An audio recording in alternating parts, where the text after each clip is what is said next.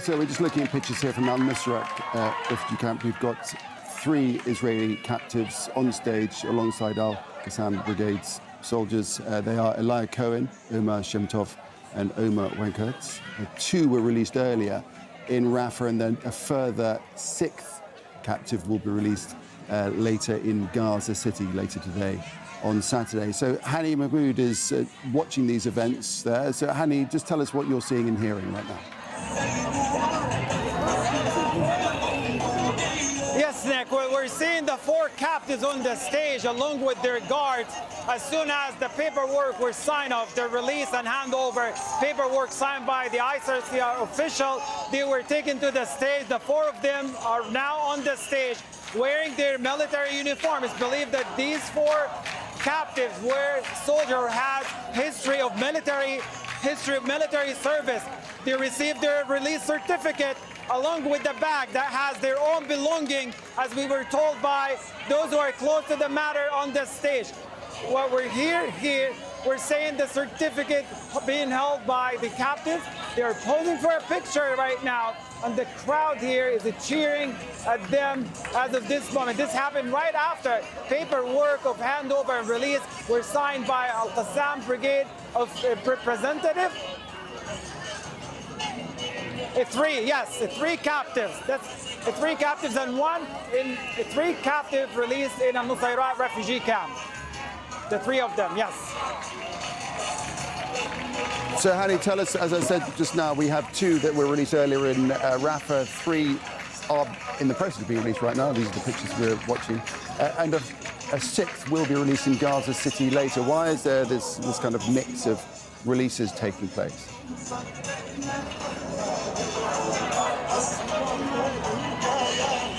Well, there seemed to be a last-minute change of a plan. There were supposed to be 4 of the captives released from a Nuseirat refugee camp, but that changed in the last minute. There's 1 who's going to be released from Gaza City, and as we were informed, it's going to happen without a ceremony or a stage like the one that we're seeing right now. The 3 captives on the stage here, they took the stage, and now one by one are leaving the stage.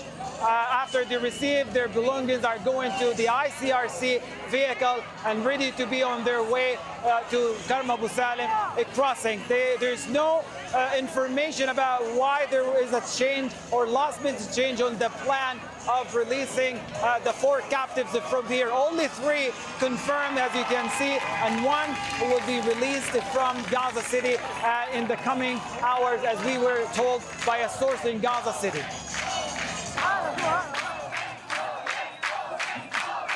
So Hani, as we watch these events, just remind us of where we're at in the ceasefire deal at this point in time.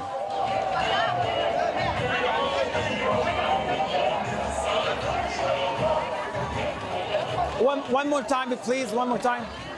So Hani, just remind us where we are in the ceasefire deal with this release that we're observing.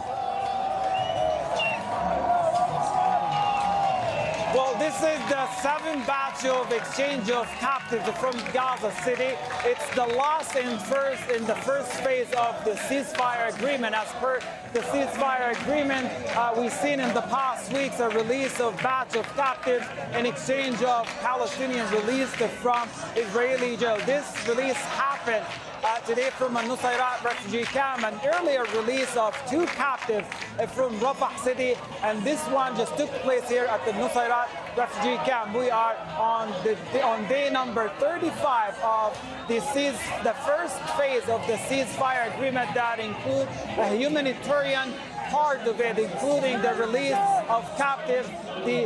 Those who are alive among the captives were set release in the first phase. There is still more for the second phase, but as per the agreement, the second phase is much more solid because it set the road clear, or the map clear for what's going to happen in the future. It will remove much of the uncertainty with regard to our growing fear and concern of many of the Palestinians who constantly worry about the collapse of phase one. Phase one has been characterized by so much uncertainty and much of the intimidation caused by the Israeli military, whether on the political level or the military level, including the many people who were killed as they were inspecting their homes, the many violations, close to 200 violations in the past 35 days since the ceasefire was announced, and the day, on the 19th of January, and the day it took effect.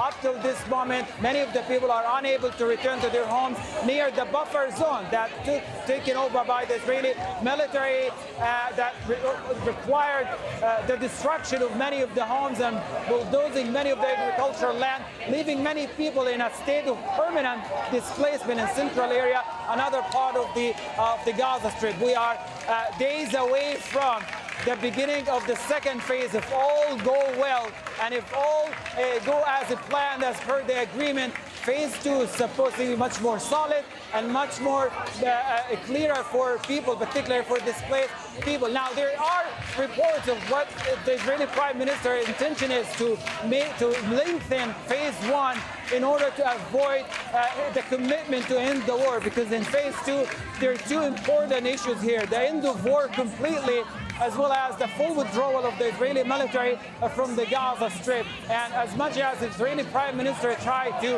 avert this, the level of anxiety and fear will continue to grow among Palestinians. And Hani, following this, important to point out, we're going to be watching the return of Palestinian prisoners. Tell us about that. Absolutely. Today is supposed to witness the release of the largest batch of Palestinians held in Israeli jails. The many hundreds of them, close to 600 Palestinians, including young ones, among those who are set to be released today. 400 of the 600 plus 2 are going to be released today.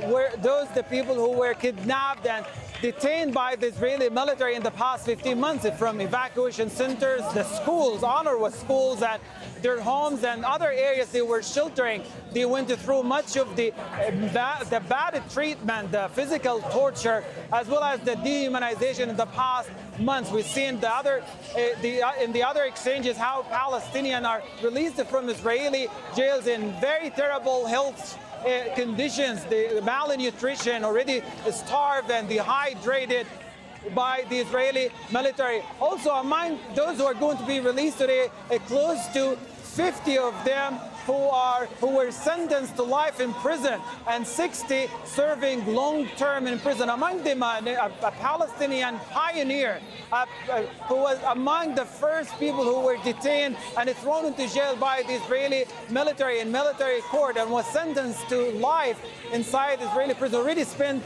45 years of his life. There's a picture circulating on social media of how old when he was and how he looked like a young man entering Israeli jail and now leaving, very old, very tired, exhausted, with much of his hair gray, but looks very, very tired and exhausted of many of the solitary confinement and the torture and the dehumanization he went through. This is Nael al-Barghouti, who already spent 45 years of prison inside Israeli jails. Hani, thanks for that.